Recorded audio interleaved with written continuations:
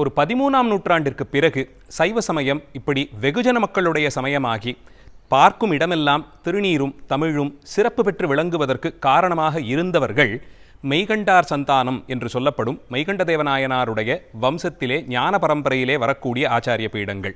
சைவ சித்தாந்த ஆதீனங்கள் அப்படின்னு பொதுவாக சொன்னாலும் இவர்களுக்குள்ளே திருக்கயிலாய பரம்பரை தருமபுர ஆதீனம் தனிச்சிறப்பு பெற்று விளங்குகிறது.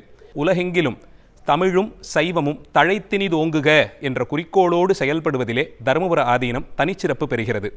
அத்தனை தொன்மையும் பெருமையும் வாய்ந்த தருமபுர ஆதீனத்தின் வளாகத்திற்குள்ளேயே 2 தொன்மையான சிவாலயங்கள் இருக்க பார்க்கிறோம். இப்போ நாம் நின்றுட்டு இருக்கிற இந்த இடம் ஞானபுரீஸ்வரர் கோயில். கர்ப்பகிரகத்தில் மூலலிங்கமாக சுவாமி ஞானபுரீஸ்வரர் என்ற திருநாமத்தோடு எழுந்தருளி இருக்கார். இது ஒரு சிவனாலயமாகவே வந்ததா, இல்லை இது ஆச்சாரியருடைய சமாதி கோயிலாக சொல்லப்படும் சிறப்புடையது.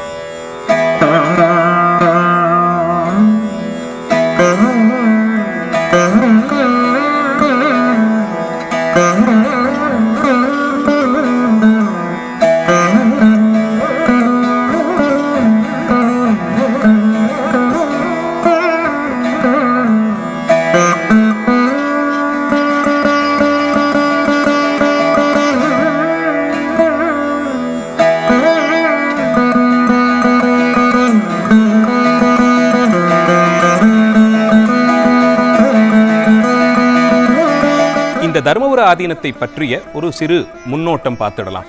பாண்டிய நாட்டில் இருக்கக்கூடிய ஸ்ரீவில்லிபுத்தூர் தலத்திலே ஒரு 15ஆம் நூற்றாண்டிலே தோன்றி அருளியவர் குருஞான சம்பந்த பரமாச்சாரிய சுவாமிகள்.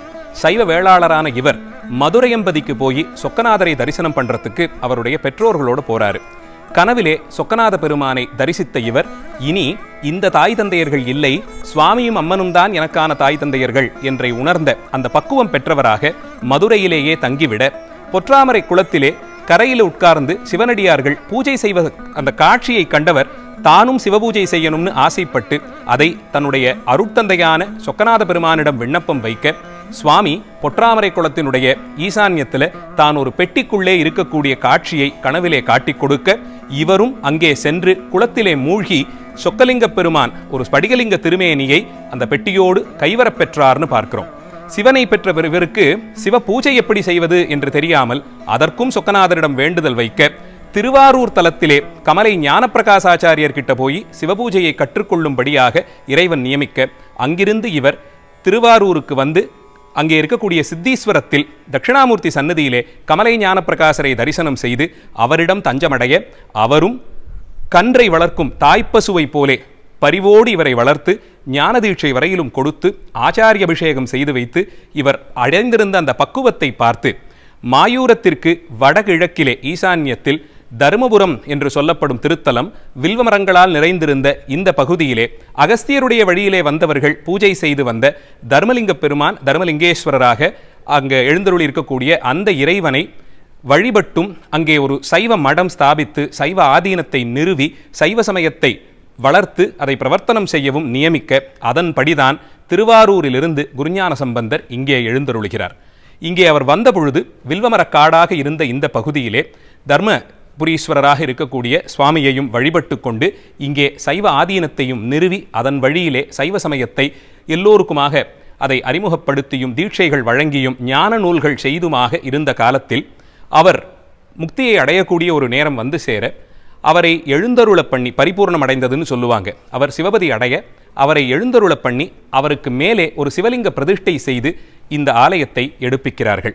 இது இப்படியே இருக்க சில நூற்றாண்டுகள் அவருடைய அந்த ஞான பரம்பரை தொடர்ந்து வர வர ஒவ்வொரு ஆச்சாரியராக அடுத்தடுத்து இங்கே ஞானபீடத்திலே அமர்ந்து இந்த சமயத்தை வளர்த்து வர 18ஆம் நூற்றாண்டு வாக்கிலே தஞ்சையை ஆண்ட சரபோஜி மன்னர் இங்கிருந்து கடல்ல தீர்த்தமாட திருக்கடையூர் பக்கத்தில் அந்த திசை நோக்கி போகும் பொழுது தருமபுரத்திற்கு அருகில் இருக்கக்கூடிய மன்னன் பந்தல்ங்கிற ஊரில் முகாம் அமைத்து தங்கி இருக்கார்.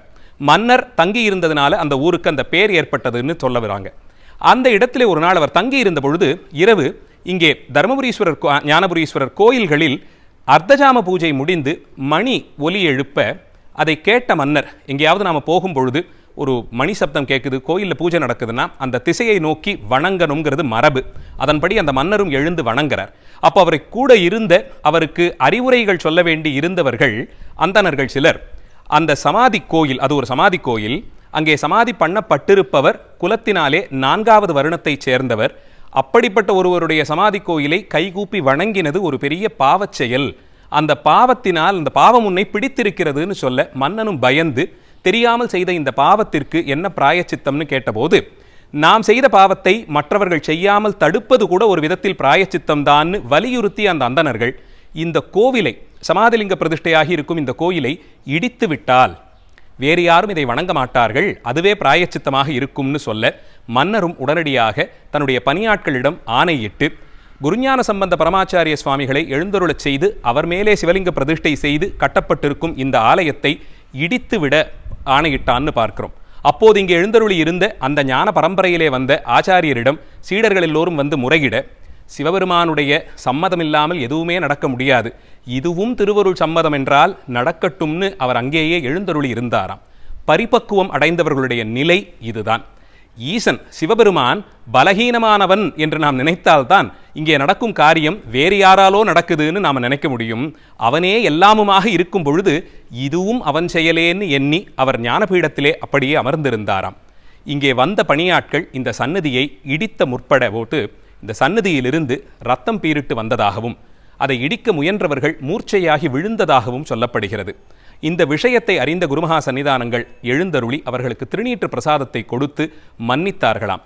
இதே நேரத்தில் மன்னனும் குருடுமாகி ஊமையாகி போனான் என்றும் அவனுடைய அந்த தன்மையும் மாறும்படியாக ஆச்சாரியர் அனுக்கிரகம் செய்தார் என்றும், அதன் பிறகு தன்னுடைய நிலை அறிந்த மன்னன் கூடாதவர்கள் சொல் கேட்டு குழம்பி இப்படி ஒரு பாவத்தை செய்ததற்கு பிராயச்சித்தமாக இந்த சன்னதியினுடைய அர்த்தஜாமத்திற்கு நிறைய நிலங்களை நிபந்தமாக கொடுத்தார்னு சொல்லப்படுகிறது. வேத சமயத்தை ஒட்டி வந்ததுதான் ஆகம மரபு. அந்த ஆகமத்தை உலகிற்கு எடுத்துச் சொல்லி எல்லோருக்கும் சிவகதி அடைவதற்கான வழியை சொல்லி தருபவர்கள்தான் சித்தாந்த வழியிலே வரக்கூடிய சைவ ஆச்சாரியர்கள். அவர்களுக்குள்ளே தலைமை பெற்று விளங்கக்கூடிய தர்மபுரத்தின் முதல் ஆச்சாரியருடைய சமாதி கோயில் முன்பாக நாம் நிற்கிறோம்.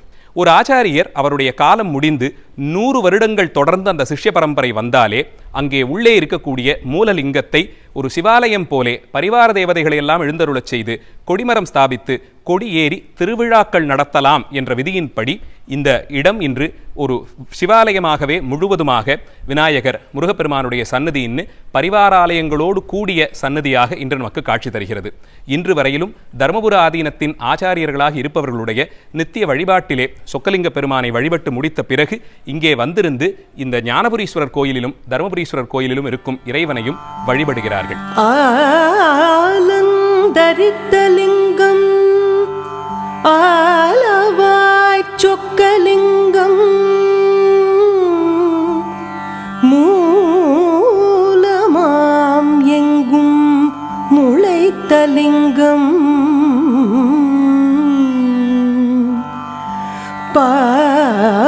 பாலொளியாம் மத்தனே கூடல் மதுராபுரி உமையாளத்தனே சொக்கநாதா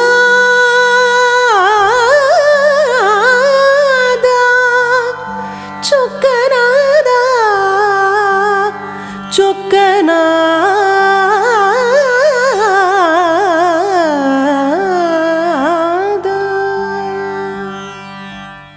மாயவரத்துக்கு வடகிழக்கில் இருக்கக்கூடிய வில்வமரக்காடாக இருந்த பகுதி இன்னைக்கும் அங்கே இந்த வில்வ விருட்சமும் அதன் அடியிலே வில்வவனேஸ்வரராக சிவபெருமானும் எழுந்தருளி இருக்க பார்க்கும்.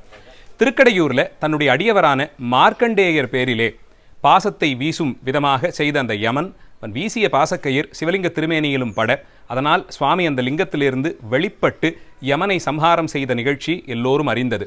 கால சம்ஹாரத்திற்கு பிறகு யமனை உயிர்ப்பிக்கச் செய்கிறார், அனுக்கிரகமும் சிவபெருமான் தருகிறார். இருந்தாலும் அந்த லிங்க திருமேனியிலே பாசக்கயிறு பட்ட அந்த பாவம் தீர யமன் இந்த தலத்திற்கு வந்து இங்கே இருக்கக்கூடிய சிவபெருமானை வழிபட்டதனால தான் தர்மபுரீஸ்வரர் யமதர்மபுரீஸ்வரர் என்ற திருநாமத்தோடு சிவபெருமான் இங்கே எழுந்தருளியிருக்கிறார். தருமன்னு சொன்னாலே அது யமதர்மனைத்தான் குறிக்கும். யமன் வழிபட்ட இந்த சிவலிங்க பெருமானை அதற்கு பிறகு அகத்திய முனிவரும் அவரை தொடர்ந்து அவருடைய சீடர்களும் வழிபட்டு வந்தார்கள் என்பதை புராணத்தின் மூலமாக அறிகிறோம்.